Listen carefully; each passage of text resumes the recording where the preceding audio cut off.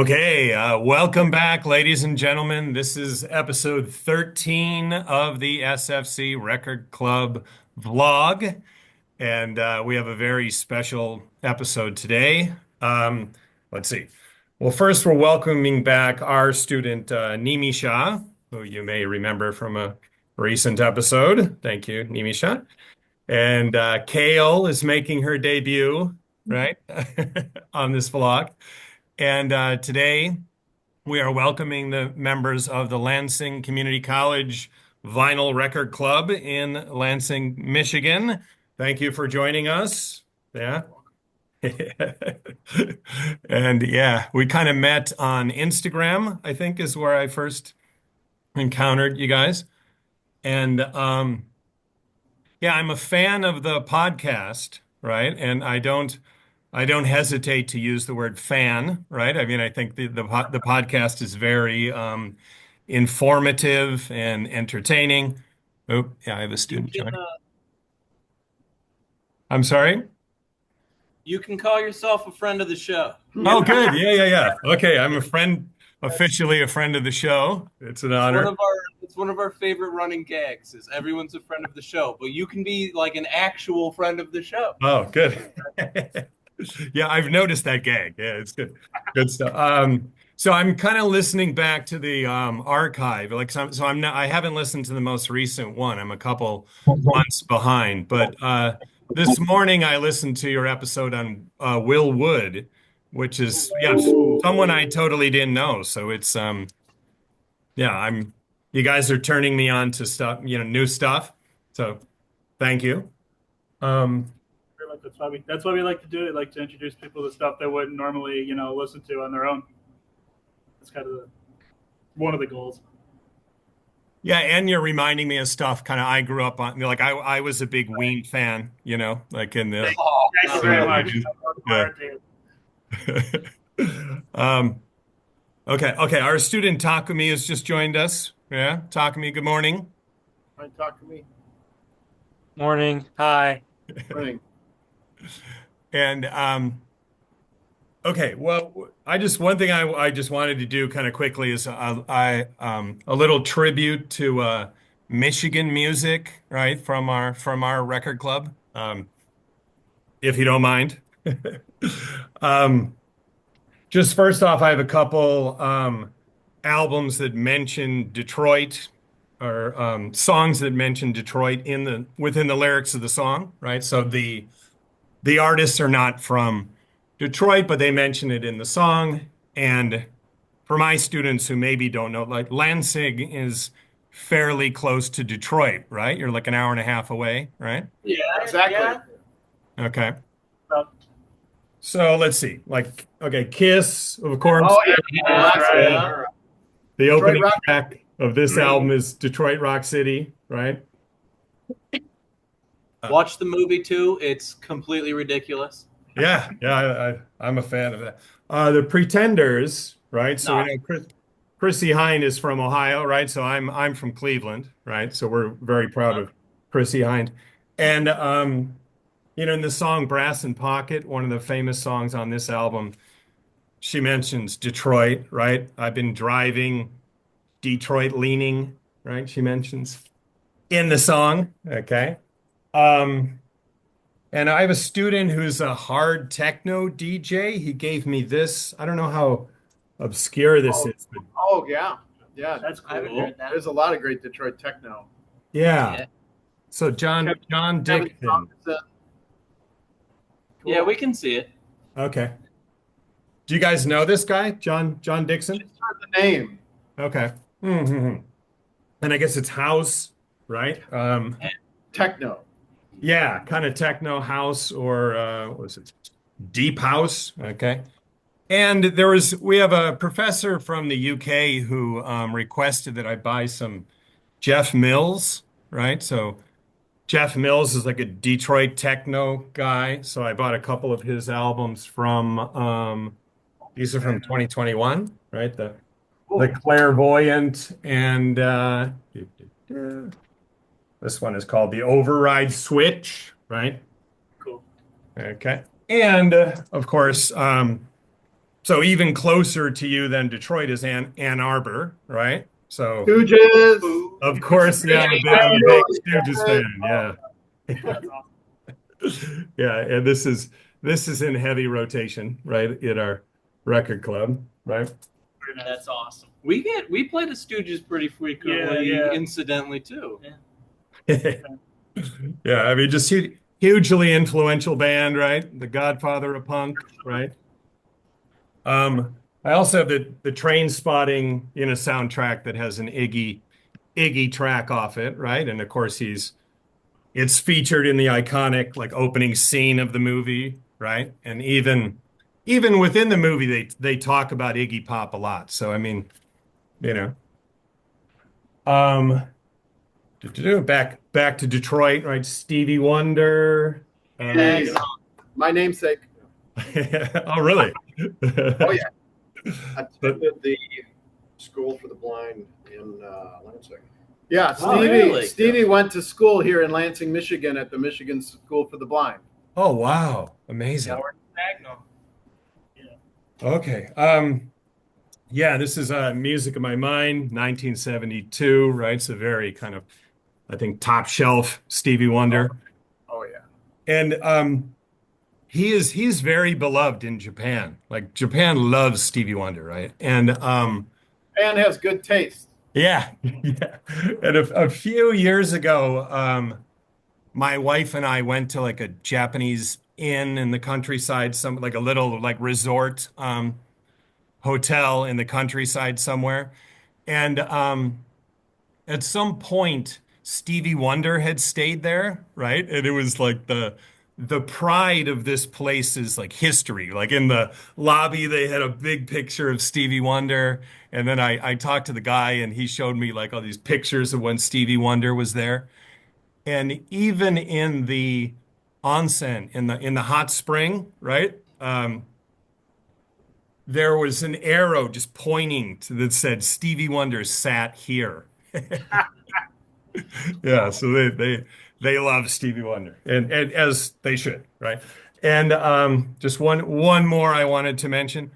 Um, yeah, so as I said, I'm from Cleveland, Ohio, right? And when we opened the Rock and Roll Hall of Fame in '95, there was a big concert in Cleveland Stadium that my sister and I went to, and it was this big like star-studded celebration, like Chuck Berry, James Brown, Little Richard, Bruce Springsteen, right?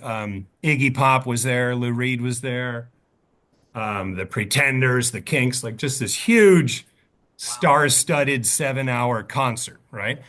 And yeah, my sister and I went, and yeah, it was an amazing experience, but we hadn't talked about it in a long time. But last time I was home, I asked my sister, when you think about that day, is there any, it was 30 years ago, almost 30 years, is there any artist that really pops in your head as someone whose performance really stood out that day, And she immediately answered, and her answer was the same as mine, the same person I was thinking.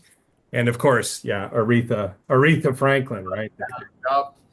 Yeah, the Queen of Soul, right? And she sang "You Make Me Feel Like a Natural Woman," right, at that concert. Yeah, and it was amazing, right? So she hmm.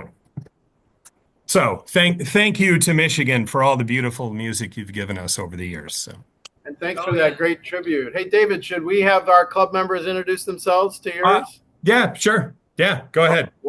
I'll just start. My name is Steve, and I'm the co-sponsor of the club, along with my colleague Timothy back here. Hello. As you saw, our club was founded in 2021 by a former student who just who then became an employee of the college and just left the college to pursue another degree. But let me just let our club members introduce themselves. He's also president of the college. Oh yeah, and I'm also the president of the college. So Nice. Adam, We say anything fun about ourselves, or I think there are enough of us that probably should just say who you are. Hi, everybody. It's a pleasure to meet y'all and be a part of the experience. My name is Adam Alexander, and I'm a staff member of the college, just like Steve Yep. and Timothy. Hello, my name is Jacob Zokvik. I am an alumni, just recently graduated. Nice. I'm Simon Medina. I'm a current student. I'm also the secretary of the club, and I host the podcast as well. I'm Adam Hurst. I'm also an alumni of the college. Oh, are you? Yeah, you're on. Yeah. Okay, I can see myself. Hello. Sorry, I'm talking in both your ears. Hi, I'm Tyler Reck. I go here, and I like really old music. Very nice. Good thing to do. Vinyl. Hi, I'm Ben, and I'm a music enthusiast. Arigato gozaimasu. Thank you, Ben. And then before we get into it, I do want to share with you our Vinyl Record Club DJ cart. Oh, We have a lovely cart that we put together where we super don't have any dead air between music. We play one record. This is a DJ mixer where we go right to the next one. And our club meetings is constant music. And as you can see, the tabletop is our student, our founding student, first president designed the club logo. hmm. And that's on the cart. And it's also covered with stickers of everybody's favorite Oh, band. nice. That's a Oh, nice and also a sticker with Tim's head on it. yeah. We like a lot. So that's how we listen to music here. Nice. And so the logo involves pizza. So you eat pizza every time, every meeting? Every meeting, that's the one thing I do is bring the pizza. Oh, nice. Everybody else does the other rest. Okay. And it looks like we have one more person joined us here, Leo. Oh, hi. Hello. Oh, Leo's here. Hey, Leo, tell them who you are.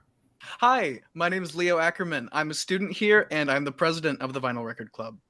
Okay. He's got Nice a to meet Shure SM7B. That's a nice mic, buddy.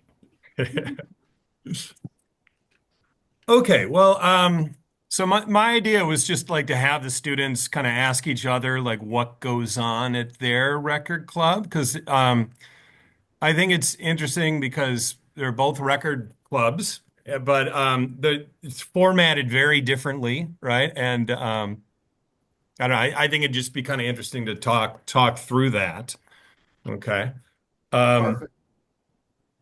So let's see. I guess I'll ask like my students to ask you guys questions. Will that work? Yeah, Sounds good. it sounds lovely. Okay. Yeah. All right, let's see. Kale, are you ready? Hi, yes. Hmm. Okay. So, hi, my name is Kale. I'm alumni. I just graduated last month. But I was part of SFC Record Club last year and had a really good time. But anyways, I think our record club runs very differently.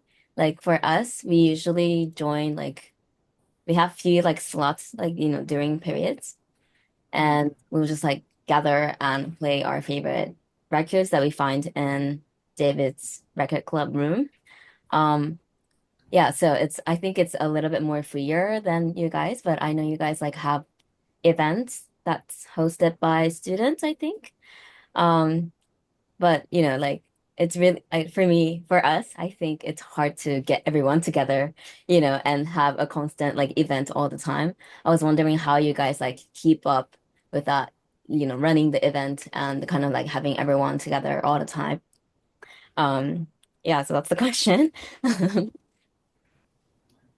Well, I think I'd start answering that by saying that, like, one, we get a lot of support from staff at LCC, which really helps. So, like, the room and everything that it happens in, we don't really have to plan that bit.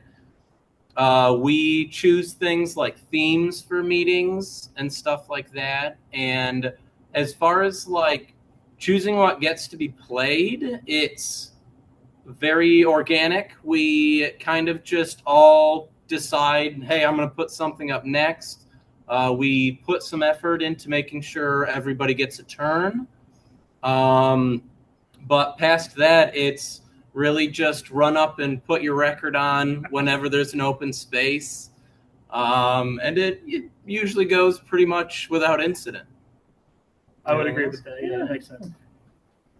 Yeah, and usually, yeah, like you said, we usually try to make sure everybody gets at least one in before we start having people go a second time.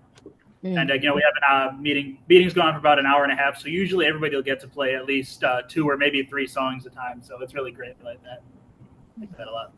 And as far as like things that are organized by students, like Simon does a lot. We're all very appreciative of him, but he's the one that he makes our playlists for us and sends out emails, stuff like that. Runs the podcast, obviously. Right. But Leo does a lot. He's like the one that interacts with when like there's a student event, that a lot of clubs are a part of. They will often contact Leo or organize through him. So it's cool to be, a club mostly run by students, but we really appreciate the large amount of help that we get from staff. Wow. Anything else? Yeah. Oh, thank you for the answer. Do you guys bring your own records to club meetings? Yes. Yeah. I see. So we have a milk crate with some records that we tell anybody they can take home and bring back or just keep. And we'll occasionally pull records out of there, but I would, The cart. yeah. There it is. Ignore Tom Jones. Tubular bells. All right. But yeah, I would say that the majority of what we play, people bring in on their own. But we have a couple of record stores in Lansing that you can get some very cheap used records. So it's not hard to start a collection around here. Wow, that's super cool. So you guys kind of come in with your own records and kind of share your own favorite music with each other, kind of vibe. Yeah. There's definitely we try and show off a lot. I think just a little bit. People like to bring in the rare and the unusual. If you look at the playlists, hardcore punk is really well represented, which is awesome, but might not be what some people would expect. Yeah, and branching off that, there's always a theme to the meeting, and that kind of helps people bring in stuff that kind of fits a vibe. Like we try to keep the themes as broad as possible, so people can kind of look at it and interpret it in their own way, which gets a lot of very interesting stuff brought in, I think. Yeah. Yeah, I was just listening to your space playlist this morning. Ooh, Very nice. I love that one. Yeah, I was wondering how you curate your playlists as well, because that's something we don't really do. We don't. They're the order they were played in, and everything gets on there unless we can't find it. Yeah, unless it's not on Spotify, it's all on there in the order that it played it, as well as I can remember it. That's super. That's super cool. Wow. The lame thing about Spotify is you don't get the smooth transition that we do. So a lot of the time we put effort into fading into the next song, before the last one is really over, and you get some funny stuff. Like I bring in a lot of classical music, like Bach, Beethoven, that sort of thing. And it's very funny when that gets faded into like Wu-Tang Clan or something like that. Yeah. But it's again, it's part of it's something we do on purpose a little bit. We like to play weird stuff. It's the charm, the whiplash of it is what we call it, I guess. Is you go from one genre to something very, very different, but that's the beauty of it, I guess. Yeah. We should get 2 turntables as well, David. Oh, absolutely. Yeah. Yeah, you guys have nicer equipment than we do, definitely. But And that's definitely one of the the staff and college support. We really appreciate Steve set up most of this cart for us. And it gives us a lot of options, and we can even like take it outside and into other rooms and stuff. And yeah, well worth any investment, I would say, for any record club. We put the stickers on it though. That was important. We did that. We did put the helped stickers with the on. stickers. It would have been lame without the stickers. Right. Especially Tim's face. Yeah. Tim's face. Tim's face. If you don't want that in your lap, I'll take it. Sure. What's an example of some of the themes? So you mentioned space. Like, well, what would be another example? Well, actually, today's meeting we did a theme which was just one-hit wonders. So, like bands that are artists that are only known for one song. But we have a lot of variety in the theme. Sometimes it's like like a category music, and sometimes it's just like something vaguer. Like we had a meeting once where it was just songs that were people's names, and that was a good one. We got everybody to come along with that. Sometimes we did one that was like songs that are about food. That's a good one. Yeah. Yeah. Those are the recent ones that popped in my head, but we've had quite a few different strange themes, Yeah. There was a duck one. What? The duck one recently. The meeting you're thinking of was the Ugly Duckling thing, which it was Ugly Duckling, and the basic gist of that theme was an album with very good music, but a terrible cover. Right. That kind of stuff. Wow. Okay. For example, what? Fiona Apple's "When the Pawn" is one that comes to mind first. That's the first one that comes to mind for me.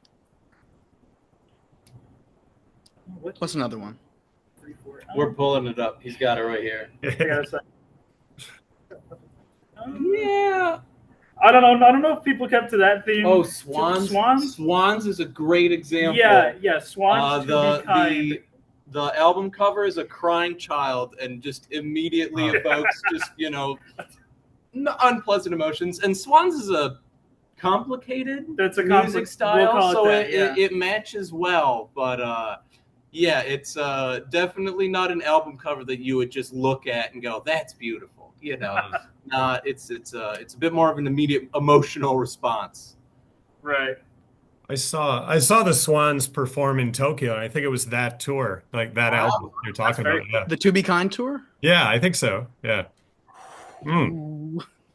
Very jealous. Let's see. Takumi, do you have a question? What kind of talks do you usually have during your record club session? Like during the meeting? Yeah, during the meeting. Anything. So we don't have like a speaker or like we don't have one person stand in front and talk to everybody. We used to do that a little bit, but it was kind of boring. And we have enough people show up to meetings that kind of everybody just sits around tables and talks to each other. A lot of time we'll kind of wander around and make sure we get a chance to talk to everybody. We've kind of all become friends, and it's we are really fortunate, and that's a really welcoming club. Everybody's really nice to each other, and it's really easy to start a conversation with somebody you don't know when they just played a song that you have heard before or a song that you've never heard before. Like just today I had a conversation with somebody, and I knew them already, but I hadn't heard of the band even. And they were like, dude, it's in this one movie and it's in this other thing. And then we end up learning so much about each other, just through talking about music. But really, it's we play music pretty loud, but just quiet enough that we can all still have conversations. And that works out really well. Yes, it does. I see. How many in total is the number of club members? It changes a lot. Some meetings, not many people can come to. I would say we usually average like 10 Yeah. right now. Last year we did a bit better. We had a couple meetings with like 20, maybe even more people showing up. But Yeah. not too many right now, but we're doing pretty good. Just depends on the timing of the meeting, I guess. You know, some people have stuff going on whatever days these are happening, but you know, sometimes we can get quite a few people in, though. It's good. There are meetings where I don't get a chance to talk to everybody, and I'm always a little disappointed because I want to say hi to everyone. Do you guys have like a set day where you guys have events all the time? Like, you know. Yeah. Yes. Yeah. So we, since we meet on campus in a room, we are required to have like a staff advisor. What's the actual name? I think it's just like staff. What is it? Sponsor. Staff club sponsor. And that way, like, we get to use a room and, you know, relatively little oversight, but somebody's here with us. So we do have to keep a pretty regular schedule. So like right now it's twice a month on Tuesdays. And it works out pretty well. We sometimes have a conversation or send out emails to everybody and say, like, is this day still working well for people? And try and get a day where most people can come. But it definitely, like I said earlier, having staff and people and like that involved really helps to have a room that we can all come and meet in, and that like we can fit 20 people in. You know what I mean?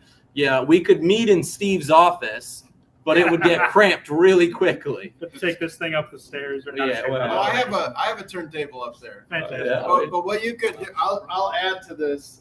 The room that we're in is called the Adult Resource Center, and it's part of our Student Services building.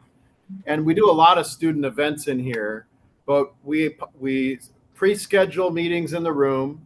We actually keep the crash cart, the turntables, in a closet in this room.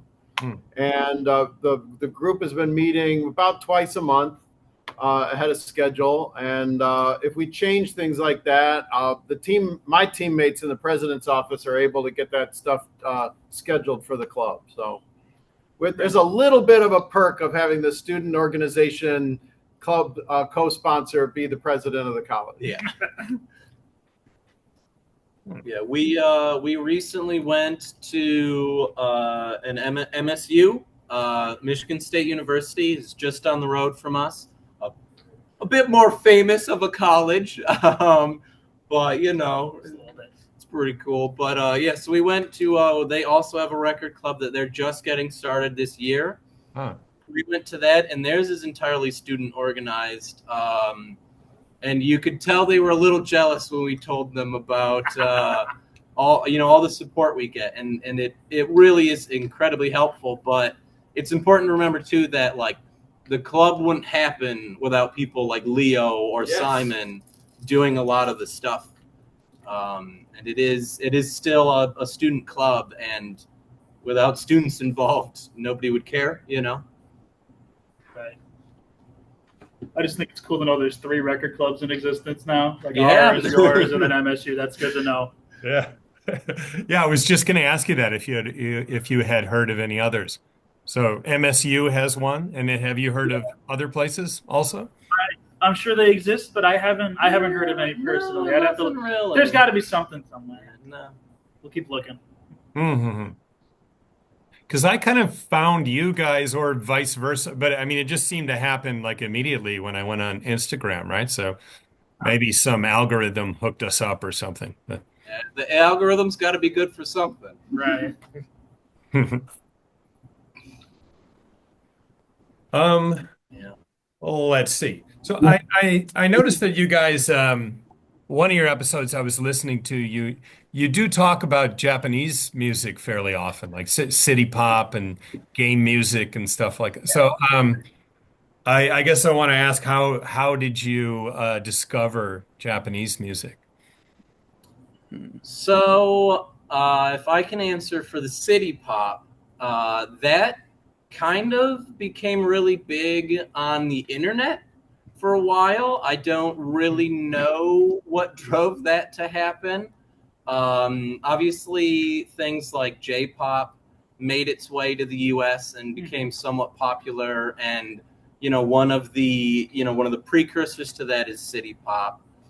But yeah, especially things like synthwave and really kind of stuff that's more upbeat than synthwave and things really became popular for people to kind of relax to and stuff a while ago. And it's really made its way to a lot of younger people. Like I said, the connection to the internet really helps with that one. But yeah, I mean, Jacob, what was that record that I went home and listened to it? You played a Japanese record a couple of months ago that I just loved. Shugo Tokumaru is, I think, how it's said. Yeah, they're like, I think they're pretty indie. I don't know a lot about them. But yeah, they're like an indie pop kind of very different from, top 40 hits sort of music. But I don't know, what do you guys think? Where would you Yeah, go ahead, Leo. If I can speak, personally, I think that the punk connections in the club do a very good job of exposing us to Japanese music.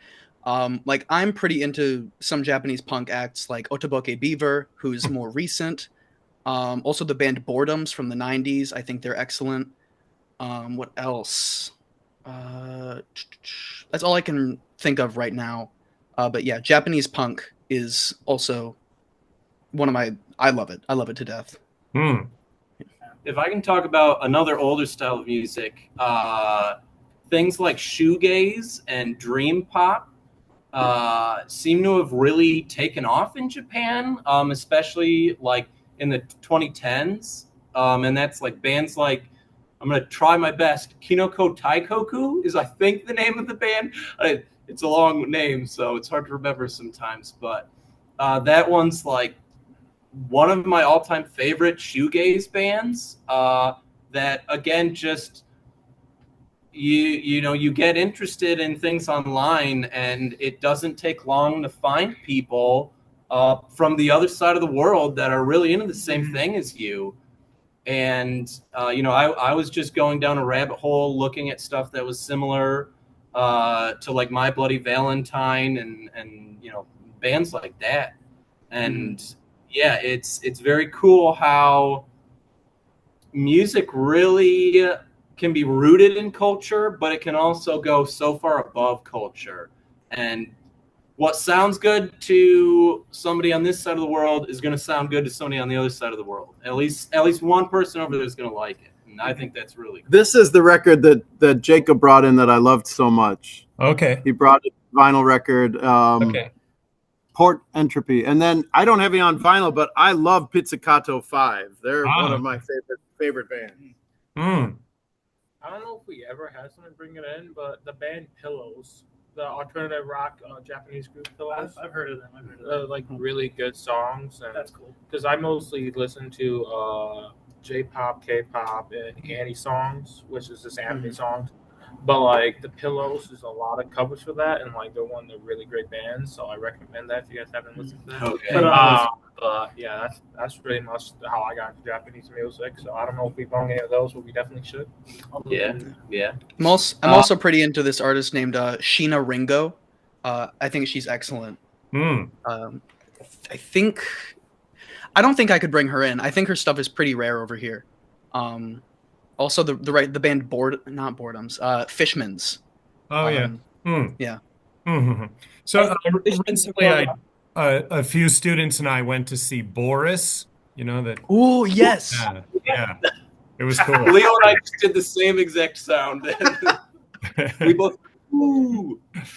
Yeah. They're great. Yeah, it was powerful. I bet.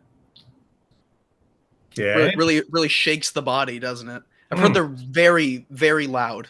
Yes. Yeah. I had my ear protection for that one. Good.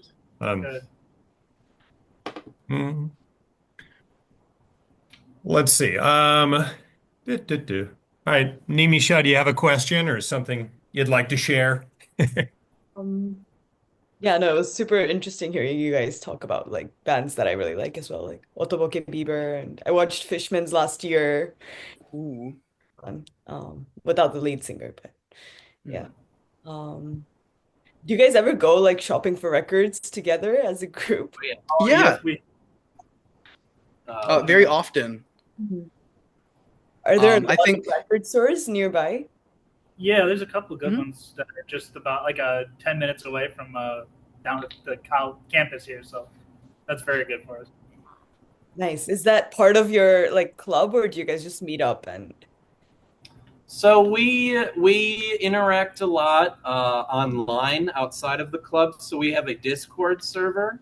So frequently, one of our members will just post and say like, "Hey, I have some free time before the meeting. Do you guys want to meet up and go?" So it's not really official in any way. It's not really a part of the meeting. It just sort of happens when we can. Um, and sometimes we'll even drive over together and stuff like that. But we've even had some of the one of the local record store owners on the podcast and Yes, stuff. we did. So they're very aware that we exist. Even the record store in Grand Ledge, which is just one city over from Lansing, where I live. That guy knows about us. He's talked to us before. He's taken a serious interest, and obviously they should, because it's a great way for them to get business. Right.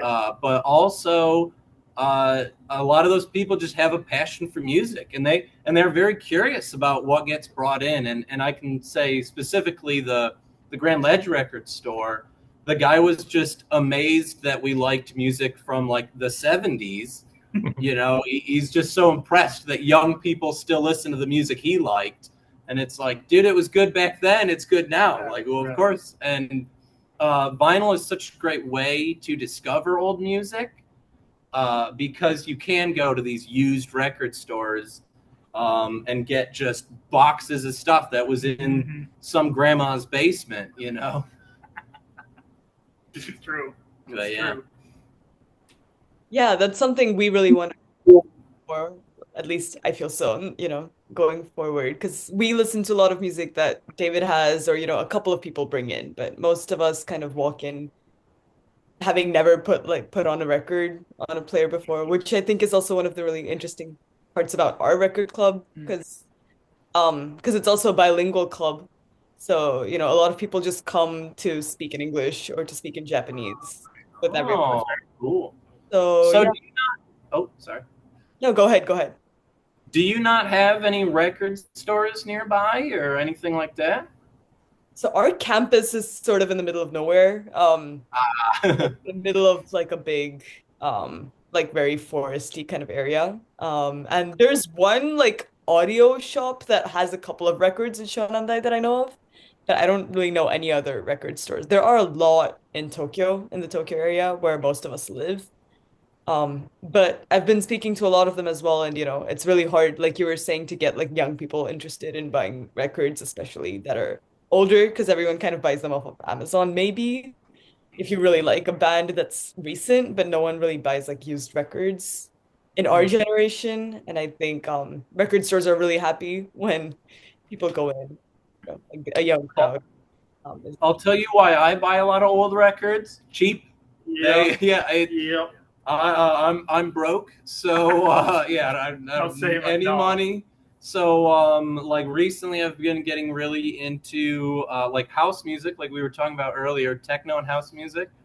At Flat Black and Circular, one of our local record stores, they sell techno albums, and they'll usually be like 12-inch singles and stuff, but they'll be like $2. Wow. So I just artists that I've never heard of. I'll just go buy like 10 $2 records and go listen to them all. And if it's no good, who cares? All I'm out is $2. You know what I mean? Like that's nothing. Yeah. I can't even buy a coffee for $2. Right. Yeah, I'm interested. Did you guys all did you already have a record collection before you joined the club, or was the club the introduction to it? Me personally, I didn't have any records before I heard about the club, But I thought before I went, I'm like, well, I can't just show up there and not have any records. So I went and bought some before the first meeting I went to. And it sort of kind of snowballed from that point, and now I have a lot of records. So this club definitely helped me get into that. Yeah, I probably had like 20, maybe 30 records before the club started, and now I'm pushing like 150 of them, and there's no more room on the shelf, and I don't really know where to put them anymore. But yeah. What about you guys? What about Adam? Did you have records before the? Yeah, couple. Okay. Yeah. We've been trying to get this Adam to buy some records. We were just talking about that today. I know my parents have like a whole bunch. Like I'm thinking of the names way back when Journey, 10 Years Away, like nice. Jim Croce, I believe his name is. Jim Croce, yeah. And all those, and we just don't have a record player at home, so I don't think, I'd probably bring some in if I could. I'll set you up. I'll get you a record player. Yeah, because we just don't have one, so that's why they've been in storage, so I don't really know where they are or how good they are, but I don't know. I've never been really big into records, so coming here was definitely because I always thought records was like so weird because the digital I always thought had better sound. It's like a little smoother.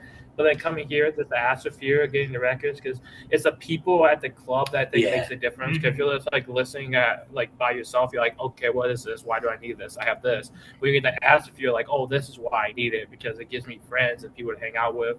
So that's kind of why I got into records. But like, I don't have it on my own, except for the few that I gave to my mom because it was free bid and she loves Rod Stewart. Yeah. Very nice. But personally, I wouldn't mind getting the records. I just don't personally have it myself. So.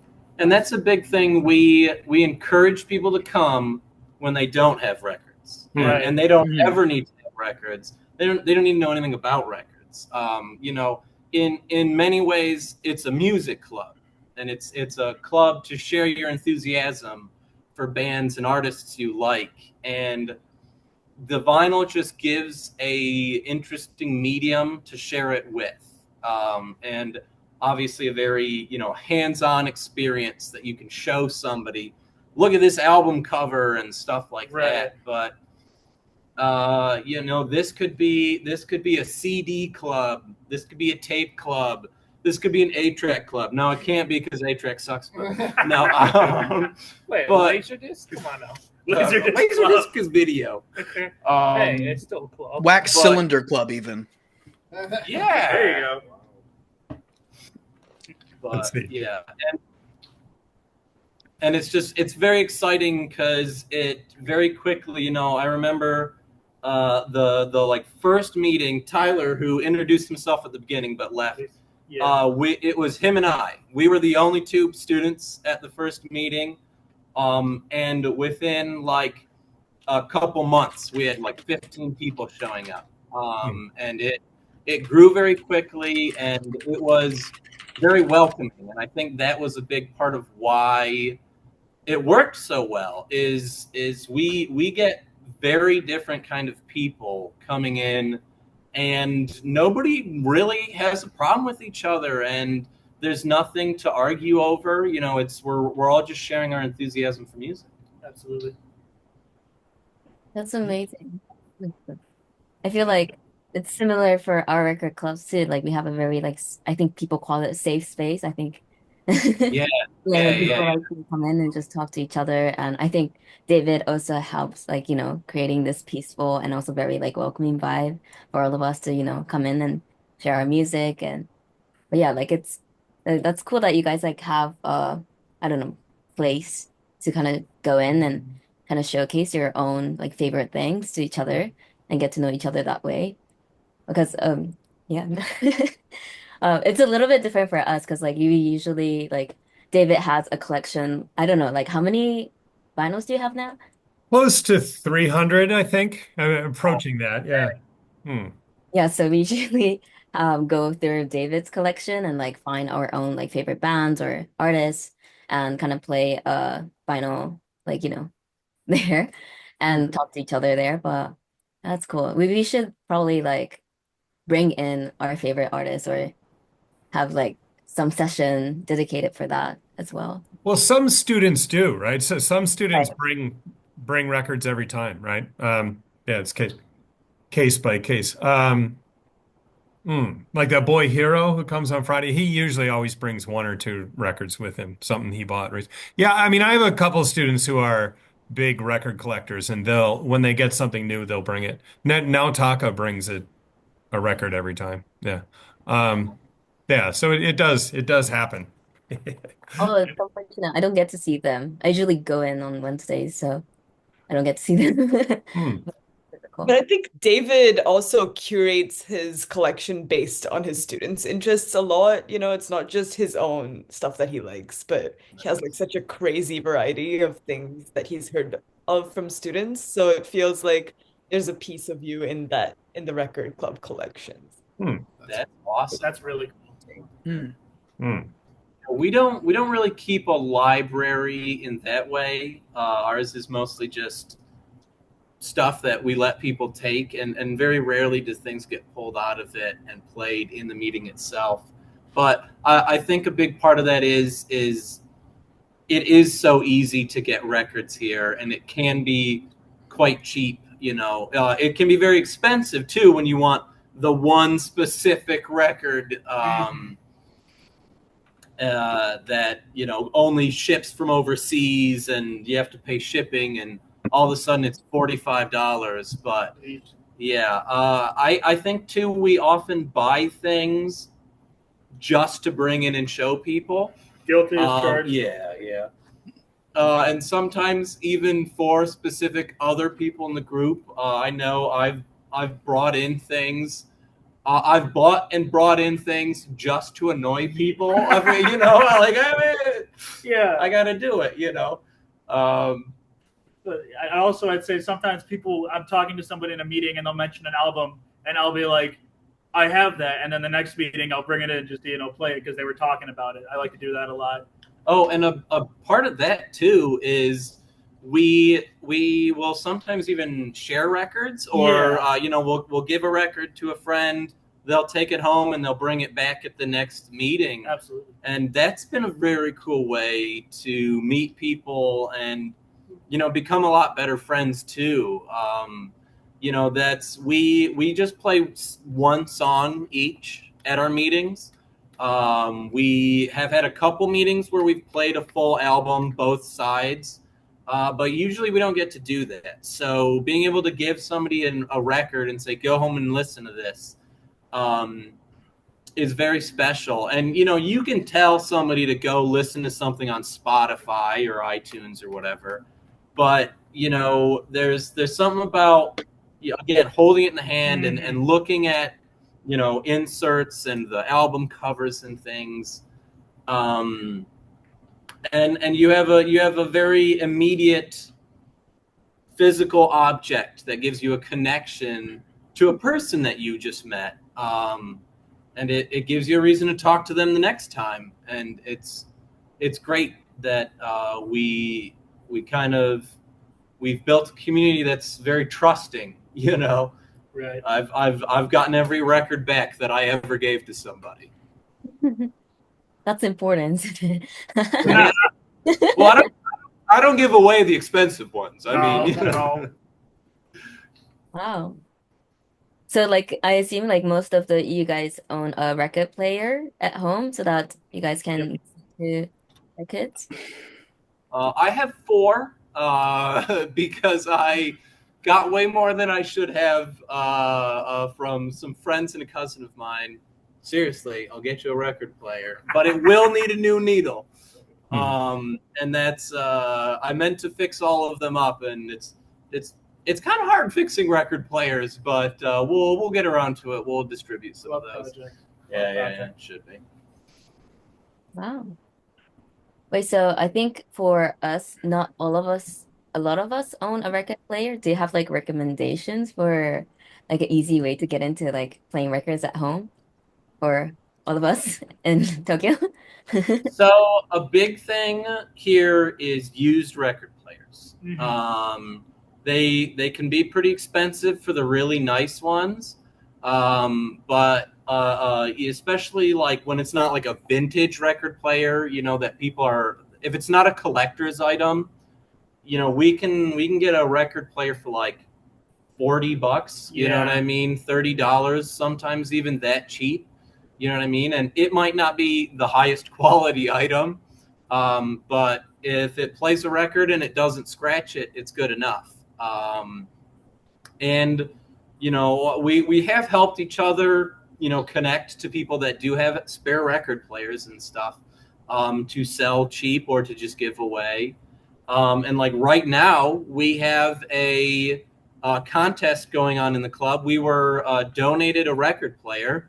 We've already got 2 really nice ones, so we're having a essay contest.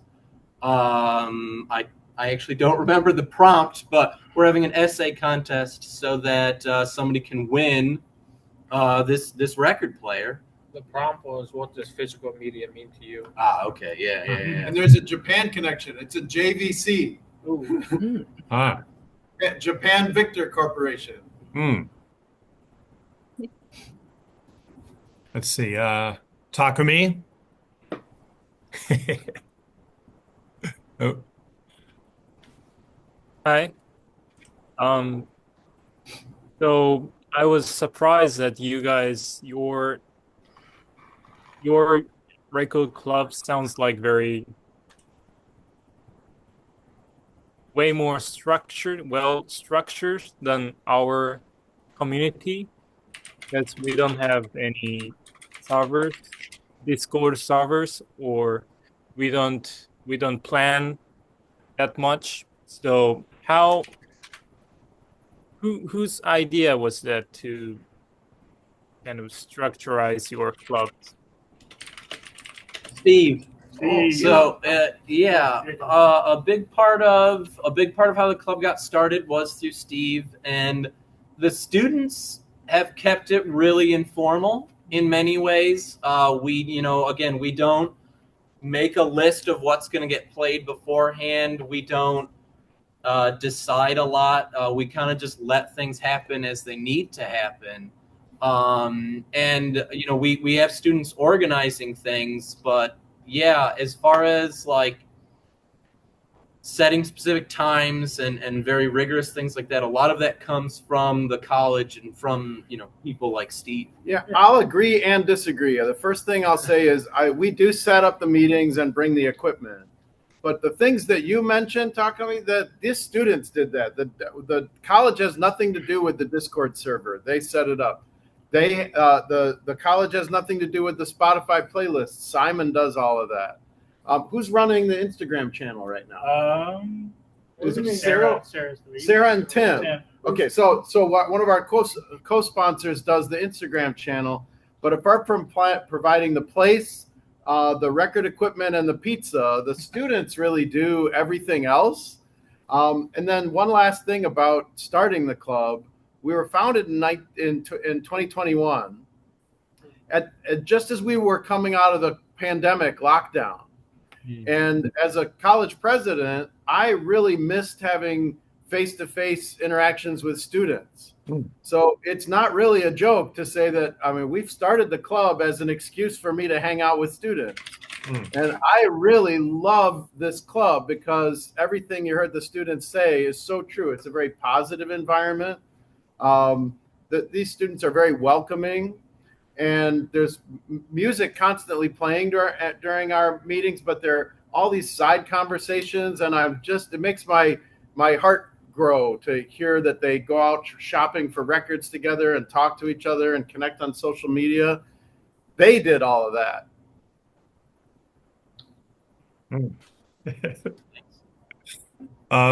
Steve, if I may. I think I learned through the podcast that you're a big orchestral maneuvers in the dark fan. Is that right? Yes, absolutely. And I've brought a lot of OMD here. Yes. Andy McCluskey is one of my bass playing heroes. One of my the record Dazzle Ships has never left my top 5. I love OMD. Okay. Wow. Most of my vinyl records are records I bought when I was younger than these guys. I bought my records in high school, which for me was the mid 80s. And so I still have all my OMD, Gang of Four, Joy Division. That's me, that kind of stuff. Teardrop Explodes, The Smiths, all that stuff is what, and I still have all of that. Okay. Wow. Mm-hmm. And even though it's old, it does still connect you with students. I think multiple times you've brought in Joy Division. Yes. And students will get so excited, like, Joy Division? It's like, oh yeah, of course he knows Joy Division.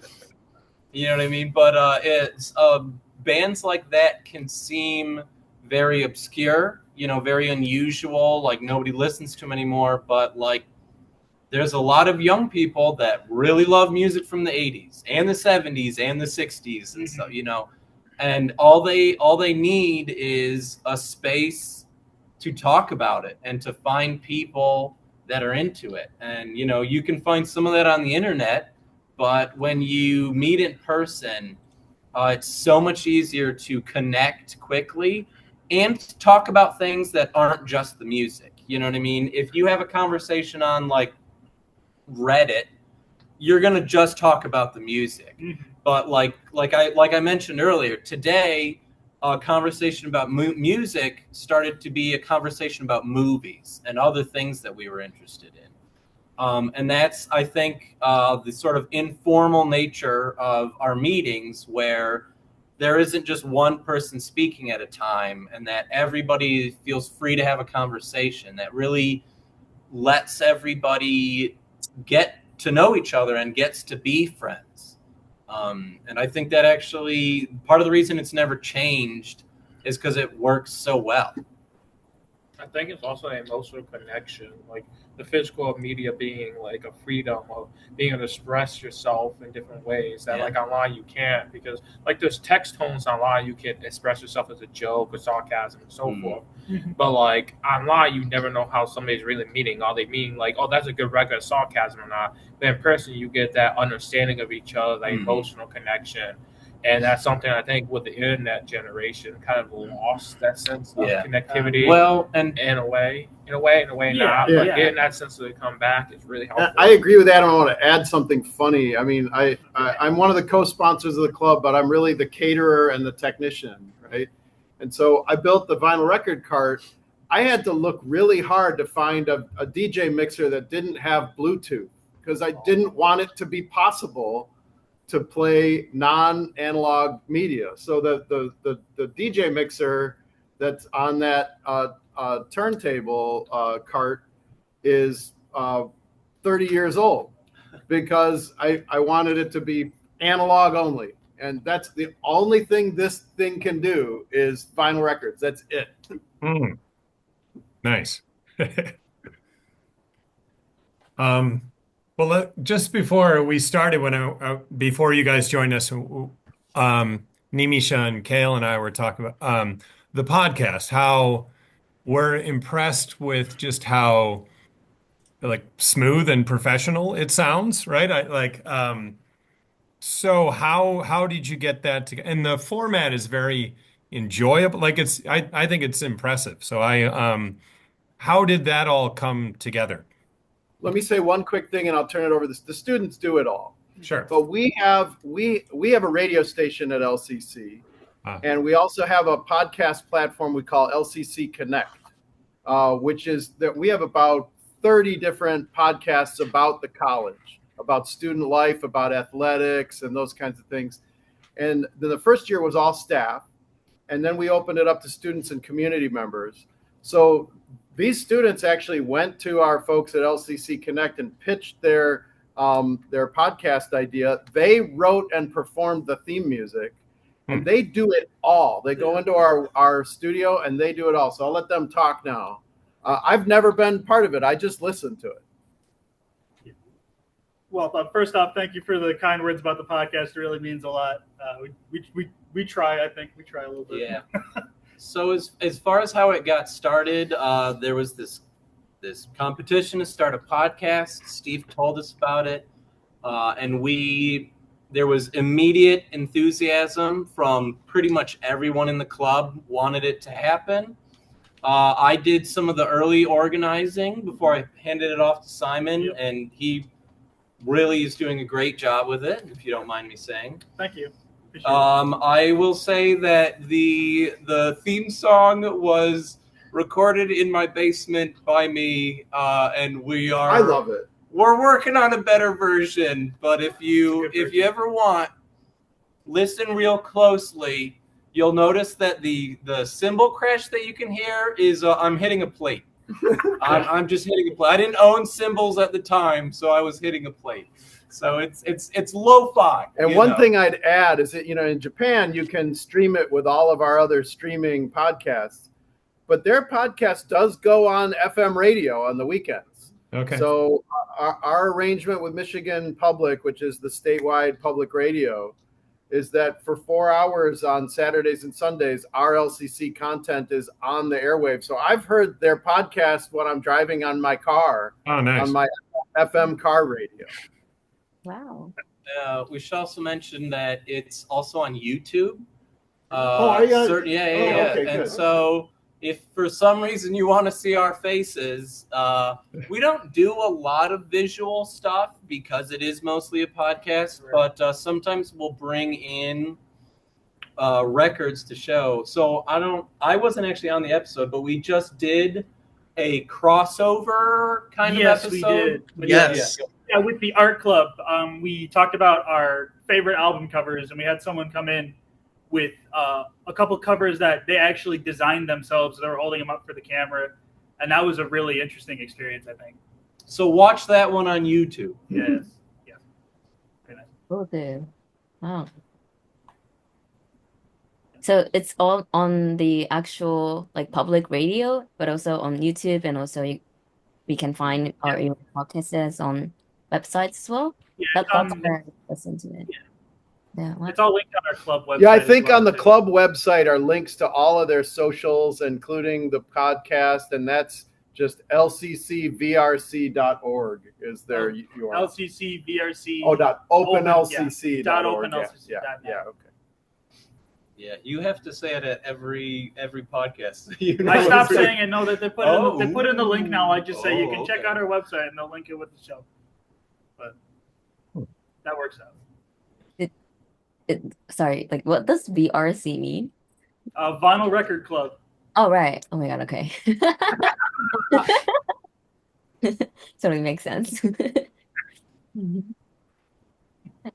Well, let's see. We've gone over an hour. Do you guys have any questions you want to ask us? I have a question. Sure. You asked us about some Japanese music that we're into, and I'm curious. What are some American artists that the club members enjoy?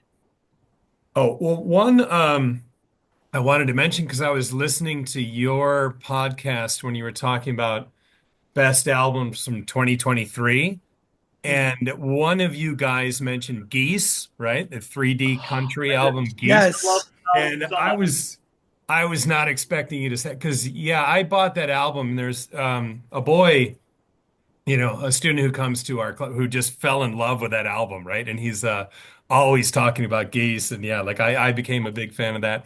So when I heard you guys say that you were big Geese fans, I was like, oh, I gasped. I couldn't believe that. I wasn't expecting you to say that. And the lead singer of that band, Cameron Winter, released a solo album in December that I think is amazing. Yeah. Yes. I think it has some of his best writing, period. It's incredible. I'm just absolutely stunned by that album. And I ordered it on vinyl, and I think it's coming to the campus today. So I'm gonna, so I'm a big fan of that.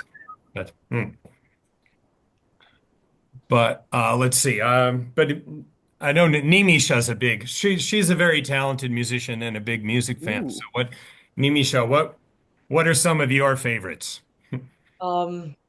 There's so many American artists. It's hard to think.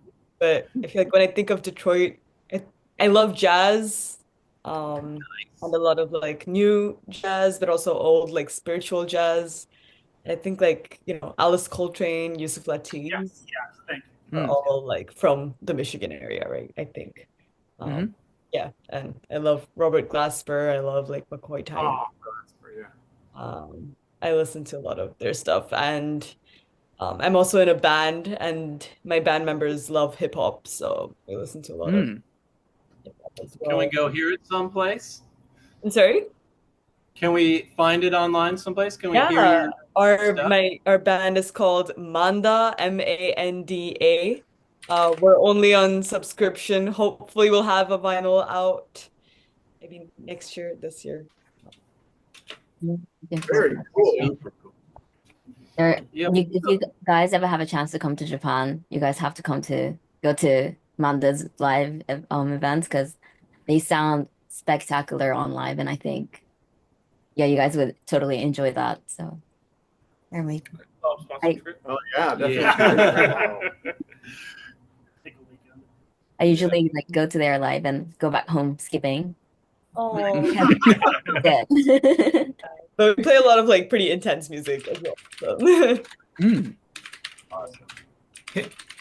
Hale, do you have an American artist you especially like? Or Oh, I do have a lot too, but then I don't know. I'm not really into the rock scene, but I really liked growing up. I really liked Ariana Grande because but also like I also really loved Amine. You guys know it's a rapper. Yes. Yeah, I really liked his music video and the way that he kind of like directed the music video and kind of created his own world within music, and I really like that. But also like recently I'm really into this artist called Q. I don't know, he's really difficult to find because his name is just Q, so usually like fails to kind of show up on search engines. But Q, I think Garage Rooftops. I think you guys can search that and find the artist. But he's like one of my favorites right now. And Olivia Dean is also my top. Yeah, those two are my top two at the moment. Very nice. You said it was Q? Yes, Q, like just yeah, Q. Okay. so that's different from Schoolboy Q, is Oh it? yeah, that's Yeah. different from Schoolboy Q. Okay. He's not really hip hop. He's more like I think he's soul alternative, like a I little have one. I have one of the albums with the blue mouth. Q. Yeah, the Schoolboy Q. Yeah, Oh, Schoolboy Q. I don't have Q, I don't think. Yeah, but I really like the way he plays the guitar, and I don't know if you guys would like it, but he's amazing. So you said it was obscure. How did you hear about it? I'm curious. Interesting. I actually don't remember. It could be I was probably like browsing YouTube, and I usually like get attracted to music that has like stunning visuals because I'm a photographer, and like Wow. I like pretty things. So yeah, I think like I think Garage Rooftop really stood out to me when I was going through YouTube, and that's how I and since then I'm in love with his music. Like seriously, like it's nice. It just makes you feel like you're watching the sunset and kind of like moving through the sunsets. Nice. Yeah. And Actually, you mentioned finding finding American music on YouTube. Kind of goes back to like I was saying earlier, where a big part of where young people in America find Japanese music is through the internet. And just recently, I started listening to a band called Water Maze that I'm pretty sure is from Japan. I never bothered to check. But they're one that, like you said, I just saw a thumbnail on YouTube and I thought I'll click on that. And, Water Maze is a English name, so I didn't even know they were from Japan, but it's pretty clear. I'm pretty sure they're from Japan. But yeah, and I was immediately fell in love, but because the song sounded great, but also in the music video, somebody's wearing a Weezer T-shirt, so I know they have great taste in music. But yeah, it's great how easy it is to find music from an entirely different part of the world now, just by accident, and that's it's so exciting to show your friends, you know, in real life, like, hey, I just stumbled on this. Look at this weird thing or this awesome thing. And I think that's another thing that in the club we get really excited about is trying to show each other music that we've never seen, you know, or that they'll have never heard of, you know. Mm-hmm. So I know Takumi just recently went to see New Order, right? Oh, I love that band. Yeah, in Japan, they come to do a tour, and I went to a Tokyo concert. Cool. It's very cool. Yeah, they played some of the Joy Division songs after they finished their New Order part. They left the stage and came back and started playing the New Order songs. No, Joy Division songs. It was They really kind nice. of have to, I feel like. I mean, I don't know. So you've been to some New Order shows, right? Well, there are two. It's funny. The bassist of New Order and the rest of the band don't get along, and there are two versions. The New Order is touring. That's who you saw, and then Peter Hook, the bassist in both Joy Division and New Order, has another band called The Light, and they do the exact same thing. They do a New Order set, and they do a Joy Division set. Yeah, I love Peter Hook. He's one of my favorite bassists.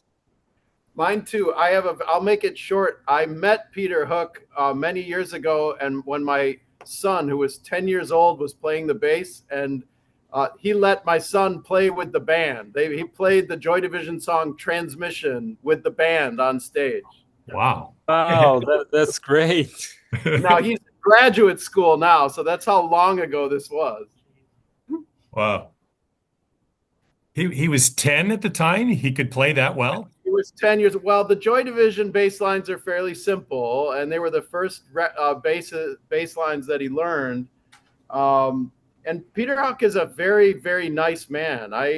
For a while, I haven't talked to him in a while, but I bought some bass guitars for him and shipped them to the UK because he played very specific. Actually, all the famous Joy Division and New Order songs, the bass he used is a Yamaha bass, a Japanese bass. They're easier to find here in the States than they are in the UK. So I found him a couple of Yamaha BB1200S basses and shipped them to the UK for him. Wow. All right. I think if maybe it's a good time to wrap up, do you think? Yeah. Yeah. All right. But what I'm thinking going forward is, maybe every couple of months or so, we could do like an album discussion get together, right? So on our end and on your end, we'll all just listen to the same album for a week and then like come together on Zoom and discuss it. I mean, that sounds awesome. Yeah. Maybe we could have our first ever remote guest on the podcast. Something like that would be very exciting if we could do that. Sure. Yeah. It'd be an honor. And I have one technical thought about that, David. As much as we liked being all in the same room, it seems like maybe the next time there's a meetup, everybody should have their own computer, so we can be like yours. Your setup seems to maybe it'll be a little better, where everybody has their own camera. And then we really should follow up on this idea because our folks can definitely bring you in as remote guests on the podcast. All right. Yeah. Yeah, any student that is interested, they don't need to be nervous. We make plenty of mistakes in the podcast. Dedalian edits them out for us very, very politely. And it's there's no reason to be scared of it at all. It's a great time, and hearing from new people is always so appreciated. All right. Well, okay. I guess I'll wrap it up if that's cool with everybody, or I'll stop the recording at least. But at this point, I will thank viewers who have watched the YouTube clip. Right. Thank you for joining us today. And yeah, Nimisha Kale Takumi. Thank you. Thank you for joining. And yeah, LCCVCR. Yeah, thank you. No, did it ERC. wrong. VRC, LCCVRC. Yeah. Thanks to all of you for joining us today. It was a lot of fun. And all right, let me stop the recording.